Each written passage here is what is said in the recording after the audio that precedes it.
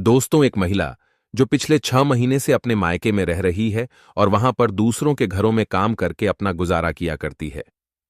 इस दिन सुबह सुबह जब दूसरों के घरों में काम करने के लिए घर से निकलती ही है, तो भी अचानक से उसकी नजर एक गाड़ी पर पड़ती है जो कि कलेक्टर साहब की गाड़ी थी और वो धीरे धीरे उनके घर की तरफ ही आ रही थी। अब इस गाड़ी को देखने के बाद वह महिला रुक जाती है और उसे देखने लगती है। तभी उसके घर से थोड़ी दूर आकर वह गाड़ी रुकती है और उस गाड़ी में से उसका अनपढ़ पति निकलता है। जैसे ही वो महिला ये सब कुछ देखती है तो बड़ी हैरान हो जाती है। दोस्तों, कौन थी ये महिला और किस वजह से उसका अनपढ़ पति कलेक्टर साहब की गाड़ी से निकला था?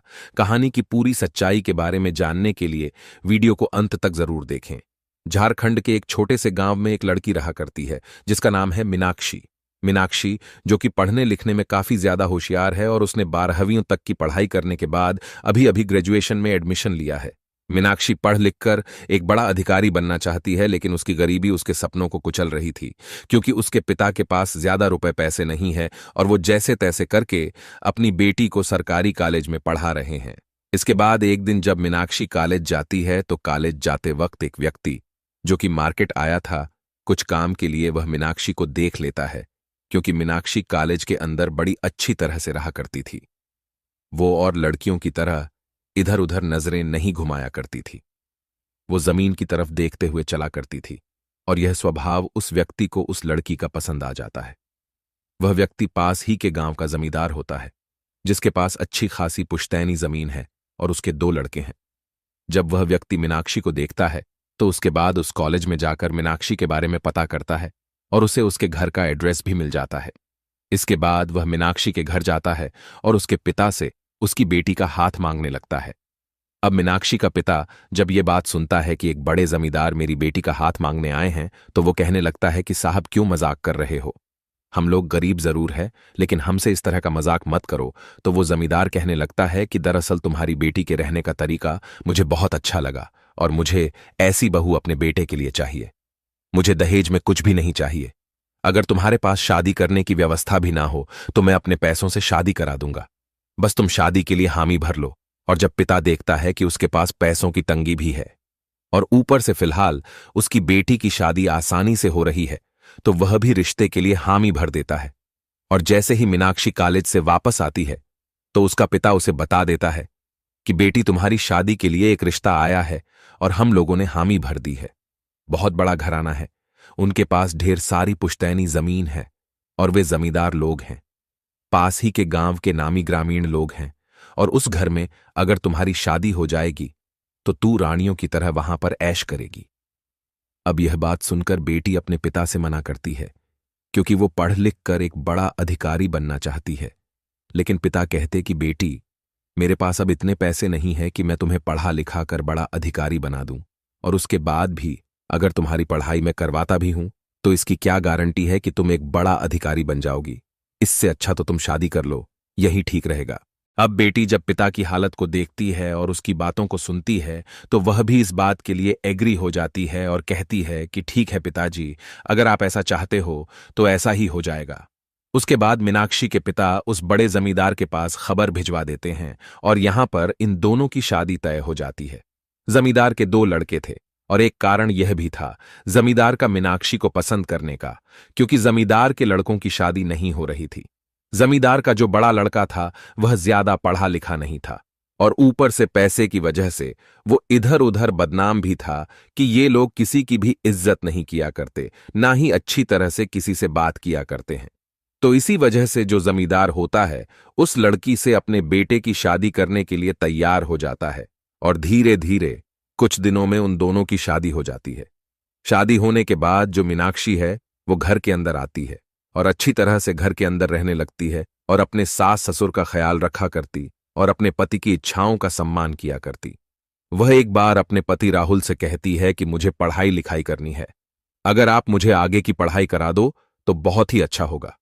लेकिन उसका पति राहुल जो 12वीं फेल था वो उसे साफ साफ मना कर देता है और कहता है कि हमारे पास रुपए पैसों की कोई भी दिक्कत नहीं है, तो तुम्हें आगे की पढ़ाई करने की कोई भी जरूरत नहीं है। घर के अंदर आराम से रहो, घर का काम करो, वैसे भी तुम्हें बच्चे ही संभालने हैं। ऐसा कहकर पति ने मना कर दिया था लेकिन वहीं पर उसी घर के अंदर उसका एक छोटा देवर था जिसका नाम था रोहन। रोहन जो कि बीए में पढ़ाई कर रहा था और उसकी पढ़ाई को देखकर मीनाक्षी बड़ी खुश होती है। रोहन का व्यवहार अपने भाई के बिल्कुल विपरीत था। वह अपनी भाभी का आदर किया करता और उसे मां की नजरों से देखा करता। इधर रोहन के माता पिता है, वे भी बड़े ही अच्छे थे, लेकिन यहां पर जो उसका भाई राहुल था वह पूरी तरह से दौलत के घमंड में चूर रहा करता था। अब इसके बाद जब रोहन पढ़ाई करता रहता है तो मीनाक्षी अपने सपनों को रोहन के अंदर जीने लगती है और वो रोहन को एक बड़ा अधिकारी बनने के लिए प्रेरित करने लगती है। लेकिन जो रोहन होता है अभी इस बात को नहीं समझता है और वो भाभी की बातों को यूं ही मजाक में उड़ा दिया करता और बिल्कुल भी इस बारे में नहीं सोचता है। वो पढ़ाई लिखाई में तो अच्छा था, लेकिन उसे पता था कि उनके पास काफी रुपया पैसा है, तो उन्हें इस चीज की जरूरत नहीं है कि वो लोग बड़े अधिकारी बने। वैसे भी अगर वो जीवन भर कुछ भी ना करें तो भी इतनी इनकम परिवार की थी जिस इनकम से उनकी जिंदगी आराम से व्यतीत हो जाएगी।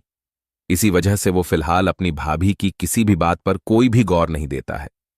लेकिन तभी एक दिन अचानक से वो एक होटल पर बैठा हुआ था और उस होटल पर कलेक्टर साहब आते हैं जिनका रुतबा देखकर वो एकदम से हिल जाता है। वह वहीं के कलेक्टर साहब थे। उनके पास सिक्योरिटी थी और साथ में सरकारी गाड़ी थी और साथ में ड्राइवर भी था। ये सब कुछ देखकर वो पूरी तरह से हैरान हो जाता है और सोचने लगता है कि अगर ऐसा रुतबा हो तो वो इस पैसे के सामने बहुत कुछ है। इसके बाद वह अपनी भाभी की बातों को और भी ज्यादा सुनने लगता है और भाभी उसे बार बार मोटिवेट किया करती है बड़ा अधिकारी बनने के लिए। धीरे धीरे जो छोटा बेटा होता है रोहन, उसकी ग्रेजुएशन कंप्लीट हो जाती है और उसके बाद वह कोचिंग करने के लिए बाहर जाना चाहता है। जब बड़ा भाई राहुल ये देखता है कि छोटा पढ़ाई लिखाई करना चाहता है तो पहले तो उससे मना करता है। कहता है कि भाई तू क्या करेगा, घर के अंदर आराम से रह, कोई भी दिक्कत नहीं है, हमारे पास अच्छा खासा रुपया पैसा है। लेकिन रोहन के दिमाग में जो उसकी भाभी ने उसे बताया था कि बड़े अधिकारी का अच्छा खासा रुतबा होता है और पैसे से वो चीज नहीं खरीदी जा सकती, वो सभी बातें घूम रही थीं और साथ में उसने खुद ने अपने आप ही कलेक्टर साहब को भी देख लिया था, तो इसी वजह से वह इस बात के लिए फोर्स करने लगता है। बड़ा भाई जब देखता है कि छोटा फोर्स कर रहा है उसकी इच्छा के विरुद्ध, तो वो उसे मना करने लगता है। कहता है कि नहीं, मैं तुम्हें पढ़ने के लिए नहीं जाने दूंगा। और छोटा भाई जब ये देखता है कि बड़ा भाई मना कर रहा है तो वो उससे लड़ाई करने लगता है और इस लड़ाई के दौरान जो बड़ा भाई है वो कह देता है कि हमारी तरफ से तो कुछ भी कर, लेकिन मैं बिल्कुल भी तुम्हें इस बात के लिए सपोर्ट नहीं करूंगा। अगर तुम्हें आगे की पढ़ाई करनी है तो घर से तुम्हें एक भी पैसा नहीं मिलेगा। दरअसल जो राहुल था फिलहाल घर का बड़ा लड़का था और घर का पूरा चार्ज उसी के हाथ में था। माता पिता भी अपने बड़े बेटे को समझाने की कोशिश करते हैं, लेकिन वह अपने घमंड में काफी ज्यादा चूर था और वह साफ साफ मना कर देता है। इसके बाद जब रोहन को अपने सपने टूटते हुए दिखाई देते हैं तो वह एक शाम को अपनी भाभी से बात कर रहा था। जब उसके घर में उसका भाई नहीं था तभी उसकी भाभी उसे कुछ पैसे लाकर देती है और कहती है कि ये लो रोहन, ये रहे पैसे और इन पैसों से अपनी से जिंदगी को बनाओ और एक बड़ा अधिकारी बनकर दिखाओ, लेकिन ये बात तुम्हारे भाई को पता ना चल जाए और तुम यहां से बेशक से जा सकते हो। ऐसा कहकर उसने अपने वो पैसे दे दिए थे जो पैसे वो अब तक इकट्ठा कर रही थी, क्योंकि यहां पर बड़े घराने में उसका रिश्ता हुआ था, तो शादी के टाइम पर जितने भी पैसे उसके पास इकट्ठे हुए थे सभी को उसने एकत्रित करके रख रखा था। अब रोहन को जब पैसे मिलते हैं तो उसके बाद अपने माता पिता की आज्ञा लेता है और कोचिंग करने के लिए बड़े शहर में चला जाता है। रोहन वहां पर जाकर कोचिंग करने लगता है। इधर जो राहुल है उसको ये बात जब पता चलती है कि रोहन यहां से चला गया है तो उसके बाद उसे बड़ी ही नाराजगी होती है, लेकिन उसने उससे पैसे नहीं लिए थे तो इसी वजह से वह कुछ भी नहीं कह पाता है। धीरे धीरे समय बीता, समय के साथ साथ उसे और भी पैसों की जरूरत पड़ जाती है। इसके बाद वह अपने पिता से इस बारे में बात करता है, लेकिन पिता पूरी तरह से लाचार था, क्योंकि फिलहाल घर का पूरा लेखा झोंका बड़े बेटे के हाथ में उसने सौंप रखा था और बड़ा बेटा बिल्कुल भी नहीं चाहता था कि उसका छोटा भाई पढ़ लिख कर कामयाब हो। इसके बाद वह इस बात को लेकर काफी चिंता में रहता है और यह बात कहीं ना कहीं से मीनाक्षी को पता चल जाती है। जब मीनाक्षी को पता चलता है कि उसके देवर को पैसों की जरूरत है तो इसी वजह से मीनाक्षी अपने ससुर जी को अपने गहनों को निकाल कर दे देती है, जो गहने उसके ससुर ने उस पर चढ़ाए थे, और कहती है कि इन गहनों को ले जाओ और इन्हें बेचकर रोहन को दे देना ताकि वो पढ़ लिख कर एक बड़ा अधिकारी बने। अब ये सब देखकर सास ससुर की आंखों में आंसू आ गए थे और वह अपनी बहू को धन्य बताते हैं और कहते हैं कि बेटी, जरूर हमने कोई अच्छे कर्म किए होंगे जो तू हमारे परिवार में आई है। अगर तू नहीं होती तो बेटे की पढ़ाई बिल्कुल भी नहीं हो पाती। इसके बाद जो रोहन का पिता होता है उन जेवरों को बेचता है और बेचने के बाद रोहन के पास पैसे पहुंचा देता है। वह सभी लोग इस बात को बड़े लड़के यानी कि राहुल से छुपा लेते हैं और चुपके से उस परिवार में ये सब कुछ होने लगता है। धीरे धीरे समय बीतता है और समय के साथ साथ जो रोहन होता है वह एक कलेक्टर बन जाता है और उसके बाद वो वहीं से ही यानी कि यहां पर वो वापस नहीं आया था और वहीं से ट्रेनिंग के लिए भी चला गया था। रोहन ने अपने परिवार में ये बात नहीं बताई थी कि वह कलेक्टर बन चुका है और चुपके से ट्रेनिंग करके वो घर वालों को सरप्राइज देना चाहता था। उसके अपने माता पिता से बात तो होती थी लेकिन उसने कभी भी ये बात महसूस नहीं होने दी थी और कहा था कि अभी तो मुझे लगभग 2 साल और लगेंगे। इसके बाद जब रोहन के पिता उसे पैसों के लिए पूछते हैं तो वो मना कर देता है क्योंकि उसे पता है कि उसकी भाभी उसके लिए पैसों का इंतजाम करने के लिए बहुत कुछ संघर्ष कर रही है। तो इसी वजह से वो ट्रेनिंग के टाइम में मना कर देता है क्योंकि फिलहाल उसको सैलरी मिला करती है और वो कह देता है कि अब आपको पैसे देने की जरूरत नहीं है, अब मेरा ज्यादा खर्चा नहीं आता, मैं यहीं से अपना इंतजाम कर लिया करता हूं।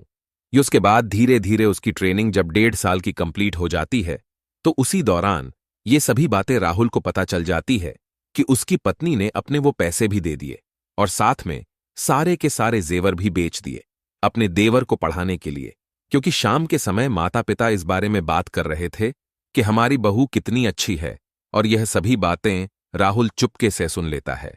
जब इन बातों को सुनता है तो माता पिता पर चिल्लाने लगता है और ऊपर से अपनी जो पत्नी होती है उस पर पिटाई लगा देता है।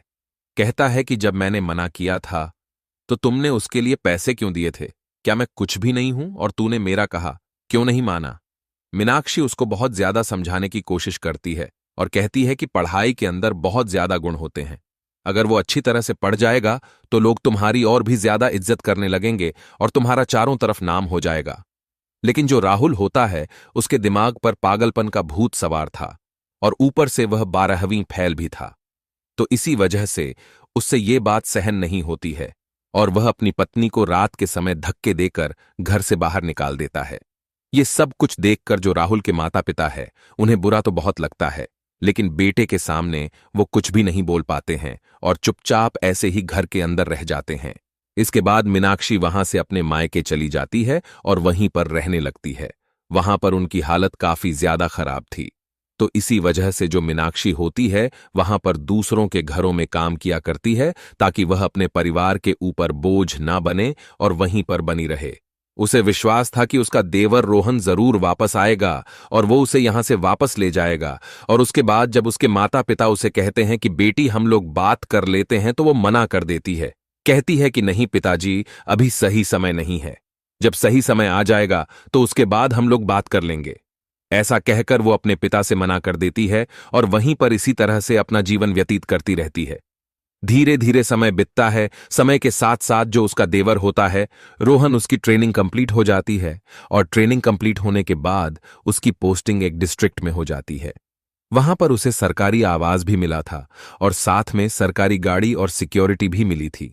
इसके बाद वो अपने घर वालों को इस बात का सरप्राइज देने के लिए अपनी सरकारी गाड़ी में बैठता है और सीधा वहां से अपने घर पहुंच जाता है।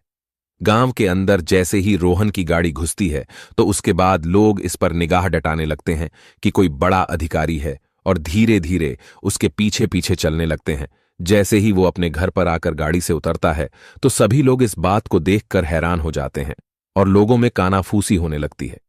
काफी ज्यादा लोग वहां पर इकट्ठा हो गए थे और इसके बाद रोहन जैसे ही अपने घर में घुसता है तो घर में उसका भाई था और उसके माता पिता थे। सबसे पहले वो अपने भाई के पैर छूता है और कहता है कि भैया, आप चाहे कितने ही नाराज हो मुझसे, लेकिन आप मेरे बड़े भाई हो और आपका दर्जा मेरे लिए पिता समान है, क्योंकि अगर भाभी नहीं होती तो मैं ये कामयाबी बिल्कुल भी हासिल नहीं कर पाता। इसके बाद वो अपने माता पिता के पैर छूता है और अपनी भाभी को घर के अंदर ढूंढने लगता है, लेकिन जब घर के अंदर उसे उसकी भाभी नहीं मिलती तो अपने माता पिता से भाभी के बारे में पूछता है तो उसके माता पिता पूरी कहानी उसे बता देते हैं। किस किस तरह से तुम्हारे भाई को इस बारे में पता चल गया था और इसी वजह से तुम्हारे भाई ने उसे धक्के देकर निकाल दिया है। इसके बाद रोहन को थोड़ा सा गुस्सा आ जाता है और वो अपने भाई का हाथ पकड़कर उसे घर के बाहर ले जाता है और चीख चीख कर कहने लगता है कि देखो, ये भीड़ है। आज से पहले कभी हमारे घर पर इतनी भीड़ इकट्ठा हुई है। भले हमारे पास कितना ही पैसा हो, कितना ही रुतबा हो, लेकिन ये चीज क्या आपने महसूस की है? इसके बाद जो उसका भाई राहुल होता है, उसकी भी आंखें नम हो जाती हैं और वह अपने छोटे भाई और माता पिता से इस बात के लिए माफी मांगने लगता है। तो रोहन अपने माता पिता से कहने लगता है कि मां बाबूजी, वो बात तो ठीक है, भैया ने भाभी को घर से निकाल दिया था, लेकिन आप लोग इस बारे में मुझे भी तो बता सकते थे। तो रोहन का पिता कहता है कि नहीं बेटा, बता तो हम देते, लेकिन हम लोग समझ रहे थे कि अब भी तेरी पढ़ाई चल रही है। अगर तुम्हें इन सब चीजों के बारे में पता चलेगा तो तुम्हारी पढ़ाई में डिस्टर्बेंस हो जाएगा। इसके बाद जो रोहन होता है, वह अपने भाई को अपने साथ गाड़ी में बिठाता है और कहता है कि जो भूल आपने की है उसे आप ही को सुधारना होगा, और अब हम लोग भाभी के पास जा रहे हैं। इसके बाद दोनों भाई कलेक्टर वाली गाड़ी में बैठते हैं और वहां से सीधा वो मीनाक्षी के घर पर पहुंच जाते हैं। मीनाक्षी अपने घर से काम के लिए जा रही थी। जैसे ही इस गाड़ी को देखती है, रुक जाती है, लेकिन जैसे ही गाड़ी रुकती है तो उसके बाद उसका वो पति राहुल, जिसने उसे लाने से भी मना कर दिया था, वो उस गाड़ी से उतरता है और उतरने के बाद अपनी पत्नी की तरफ बढ़ने लगता है। जैसे ही राहुल मीनाक्षी के पास आता है तो एकदम से हाथ जोड़कर रो रो कर उससे माफी मांगने लगता है। मीनाक्षी ये सब कुछ देखकर हैरान है कि उसका वो अनपढ़ पति, जिसने पढ़ाई लिखाई को काफी दिनों पहले बंद कर दिया था, वो कलेक्टर साहब की गाड़ी में कैसे, और इसके साथ पुलिस वाला भी है। तभी उस गाड़ी में से उसका देवर रोहन निकलता है और निकलने के बाद वह अपनी भाभी के पैर छूने लगता है। जैसे ही मीनाक्षी अपने देवर को कामयाब हुआ देखती है तो एकदम से उसकी आंखें नम हो जाती हैं और वह अपने देवर को गले से लगा लेती है और फूट फूट कर रोने लगती है। इसके बाद उसका पति उससे माफी मांगता है और कहता है कि मीनाक्षी, मुझे माफ कर दो, मैंने बहुत बड़ी गलती कर दी जो तुम जैसी महिला को अपने घर से निकाल दिया, लेकिन अब तुम्हें हम यहां पर नहीं रहने देंगे। तुम हमारे साथ चलो और वहीं पर हमारे साथ रहना। और उसके बाद वो लोग वहां से वापस अपने घर आ जाते हैं। घर में आने के बाद जो मीनाक्षी होती है, वह इस बात की बड़ी खुशी मनाती है। जो राहुल था, उसका भी घमंड चूर चूर हो गया है इस रुतबे को देखकर जो उसके छोटे भाई ने प्राप्त किया है। इसके बाद वो अपने माता पिता का आदर करने लगता है और अपनी पत्नी का कहा मानने लगता है। इससे पहले भी मीनाक्षी उसे समझाया करती थी, लेकिन वो उसकी एक बात भी नहीं मानता था और कहता था कि तू औरत है तो औरत की तरह रह। लेकिन यहां पर मीनाक्षी की समझदारी की वजह से उसे घर के अंदर इज्जत मिलने लगी। राहुल को बिना मतलब की गांव वाले बड़ी इज्जत की दृष्टि से देखने लगे, क्योंकि उसका छोटा भाई एक कलेक्टर है। इसके बाद जब कलेक्टर साहब की शादी होती है तो वो अपनी पत्नी को पहले अपनी भाभी के बलिदानों के बारे में बता देता है और इसके बाद उसकी पत्नी भी उनकी बहुत इज्जत करने लगती है। पूरा परिवार एकजुट होकर रहता है और माता पिता भी इस बात को देखकर बड़े ही खुश होते हैं। तो दोस्तों, ये थी आज की कहानी। आपको कहानी कैसी लगी कमेंट करके अवश्य बताइए। दोस्तों, राहुल के बारे में आपकी क्या राय है और रोहन के बारे में आप क्या सोचते हैं? मीनाक्षी जैसी भाभी के बारे में आप 2 लाइन अवश्य लिखिए। अगर कहानी आपको जरा भी पसंद आई हो तो हमारे YouTube चैनल को सब्सक्राइब कर लीजिए और वीडियो को भी एक लाइक कर दीजिए। मिलते हैं फिर से एक नई और इंटरेस्टिंग कहानी के साथ। तब तक के लिए धन्यवाद। जय हिंद, जय भारत।